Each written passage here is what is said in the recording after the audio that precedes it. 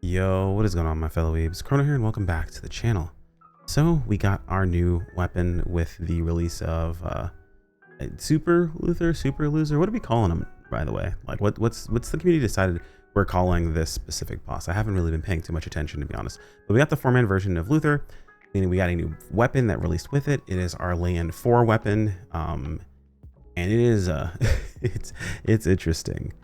But before we jump into that, if you're new here, as always, my name is Chrono. I primarily cover PSO2 content, but we do dabble in a bunch of other different anime games. So I'd appreciate to subscribe as we're working our way upwards again, not towards a specific goal, but just as we build our community slowly but surely. Either way, let's go ahead and jump into today's video.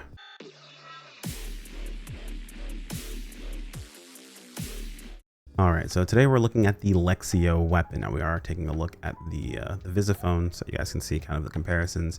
Things to look at here. If you were just here for like the quick comparison, what's stronger, what's weaker, should I go after, should I not? I'm gonna give you the quick TLDR. The TLDR is it is stronger currently. Should you go after? Only as a support weapon. That's kind of the TLDR as far as my concern is. This is another situation where we got the upgrade for the lay-in or whatever first, and then the actual weapon that is on tier with that is going to come around and be stronger. So this situation, we end up getting the Lexio, which is like a new line. It's not one of these upgraded, but it's a new line. Because of that, it got a massive bump in power. We'll talk more about my thoughts behind that, but that's just the TLDR. If you want the absolute strongest weapon you can get right this very second, it is very powerful. Yes, you should pick one up. Do I think it's ultimately stronger than the Archie? Yeah, with an asterisk. So we'll just, again, as far as should you grab, should you not grab, you have my answer. But if you're only here for that portion of the video, toss a like on the video, would help me out a ton. Comment possibly if you want to help out there. If you want the exact numbers, we'll jump to that really quick here for you. So just prepare for a flashbang. So here are the exact numbers. Compared to an Abratio, a 7% increase. Compared to an Archie, about a 5% increase, roughly, more or less. So I have to swap this over to Archie, but this is on fixed attack. Keep in mind, there are other things that are going to, of course, change this up a little bit. We are sub-Slayer. If you don't sub-Slayer, the difference is going to be a little bit bigger with Abratio. And so on and so forth. So those are just things to keep in mind as far as you're looking at the different baselines and what's stronger, what's weaker, so on and so forth. But this just kind of gives you an overall thought process. All right, for those of you guys who are here for the longer version of the video itself, we're gonna go ahead and start with that. So taking a look at Lexio and what its actual potential is. So we have potency plus 62%. You and your party members stock 1 additional attack when you deal 250% or 250,000 damage to enemies. You may stock up to 4 with a 5-second cooldown. Expend 1 stock when you hit an enemy to perform an additional attack and recover 2% HP. Critical potency plus 5% for 15 seconds when 4 additional attacks are activated. So it's a little weird how this works. So basically, whenever you hit a target, you deal a 250% or 250,000 damage to a target, you can stock up to 4 of these things with a 5-second cooldown, which is a little weird to me because if you're stocking these up and they have a 5-second cooldown, the moment you hit an enemy, you're going to use one of those stocks. So in theory, the way this is built, it sounds like you're only going to ever have a single stock at a time, unless like, well, not even then. It might have something to do with the actual way this is worded. So those of you guys who have gotten your hands on it and been able to test it out, feel free to let me know in the comments. I've seen a couple of videos about it, but it's not really, it isn't answering the questions that I have here. It just seems like you stock it and then use it right afterwards. It might need to be a specific type of attack, a specific type of damage, so on and so forth. But either way, when you actually get 4 attacks off or additional attacks off, it is a plus 5% critical potency. And then of course you also have the plus 2 HP as well. So this can do things like activate turnover for you. Granted, I don't know if this does overheal. So like if you're at max HP, if this will also still heal you to activate turnover, that's something we'll have to look into. Feel free to toss it in the comments as well. But we do have a very respectable 62% potency, which is very, very nice to see. And we do have a whopping 1,573 base attack when it's max level. That is huge. It's a level 100 weapon. It's our first level 100 weapon, which is why we're seeing such a massive jump here. This is probably going to be like lined up with our next 15 stars, so on and so forth. But it does beg the question when they mentioned specifically that the Archie was going to be kind of the pinnacle of our 14 stars. We wouldn't see a replacement for it for a while, what they actually were talking about. In theory, they are still correct. We don't have a new star replacement for this, but I mean, realistically speaking, that's kind of just semantics.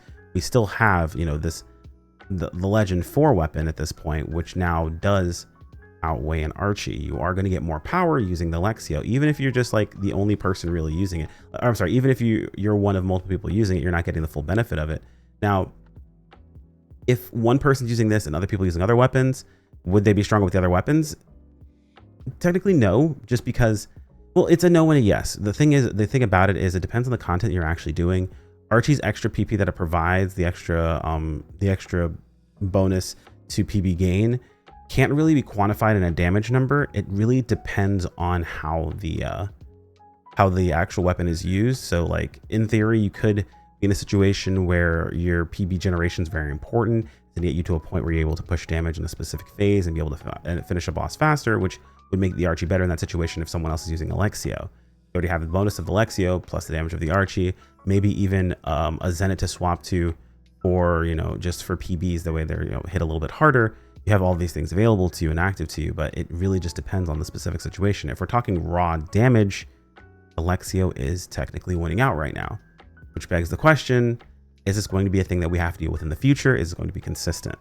You take a look at the damage numbers really quick here, and it can actually show you what the breakdown was and how I actually set this up. This is how we're going to be setting these up from this point forward, just because I feel like it's reasonable for everyone to attain something very similar if you're putting in time. I actually ran through these with LCs. So what we did is we did everything towards best in slot in LCs. We went with, of course, the Roddy and the Years, because in theory, if you're saving money on everything else, you realistically should be able to go for things like Roddy and Years.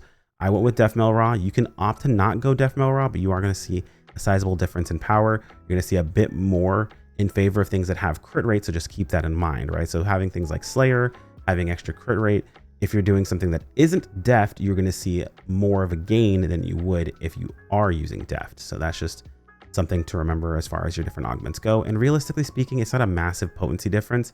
You're losing 0.25 on all of the LCs. Now, the one augments that don't have LC variants, so like for example, our Domina recently got swapped, doesn't have an LC variant, so you're gonna see a little bit more of a damage loss there. But you're not losing massive damage bonuses overall. You are still gonna have quite a bit of effective power when you're looking at like the stuff you're using. So from this point forward, whenever we do these comparisons, this is going to be the setup that we use for these comparisons, because I feel like everyone realistically should be able to do this.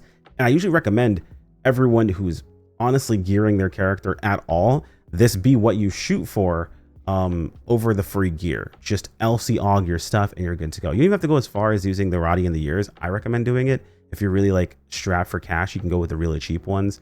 During their cycles, these things are down to like as low as 1 to 2 mil. Not the defs, of course, but like, the Guas, the wards and things like that, the cheaper ones, those are perfectly fine. You're just missing out on the potency floor. At the end of the day, that's not really that big of a deal. It is, you're still gonna get quite a bit of potency floor from your other augments. You are gonna still lose some damage, but you're not losing nearly as much as you might think. So you're still gonna be in a very, very good spot. And if you can afford to, definitely go the deft mel route or the deft routes if you can. Some people might opt to go the parfaits. That way they can play multiple classes. Just don't put a parfait on your weapon. Put them on your units if you're going to do it anywhere. If you're gonna put them anywhere, so keep that in mind. But back over to the percentage comparisons, you can see here, looking at a Bradio. I mean, honestly, I can swap this over. Let's just throw this on to, let's throw this on to Archie, yeah? Let's do that, Archie. So even when we're looking at Archie, our previous best in slot, so to speak, you're looking at a 5.4% difference with a Lexio. Now, we only see Lexio solo because realistically speaking, Lexio solo plus Lexio and party doesn't really make a difference for you as the individual using the Lexio. That's really the only comparison you're going to care about. Does Lexio provide you extra damage? Yes, it's going to be some. You're also going to get 5% extra crit rate, so that's also going to be pretty useful for you. Because realistically speaking, as long as you're attacking and dealing reasonable amounts of damage, which you should be, that's a big thing about Lexio, is you want to make sure you actually are somewhat augmented to deal a reasonable amount of damage. You want to deal at least 250k damage every 5 seconds, I believe, if I remember correctly. Was it 5 or 4 second cooldown? 5 seconds, every 5 seconds roughly, which is doable, but is not like perfect, right? You can do quite a bit of damage overall. So, I mean, every 5 seconds is a lot to ask. I'm kind of, it's more like you're going to do, I'm not going to try to guess on people's damage and how well they're going to do, but like it's 250% or 250k damage with a 5 second cooldown. You can stock up to 4. So like, depending upon where you're on your rotation, it's doable, but I digress. It's an argument I don't want to get into right now. But as far as damage goes, as far as how powerful these things are, you can kind of see the difference, right? If you just add these two together. So let's say, for example, you're on Sporadio, you just take this value, add this value to it, you're about 7% behind roughly. If you're on Lay-End, right? Let's see, you're taking this value, adding the value to it itself. Like you can kind of see the difference of how far behind you are, because you want to start from here and then you're getting up towards here, right? So like you're looking at 8 to 9% behind roughly, and so on and so forth. And if you are still rocking Epith and Decim, I don't know why you're watching this video to find out how strong Lexio is, but like you're like 55, 56% behind, which granted in NGS, the small numbers do matter.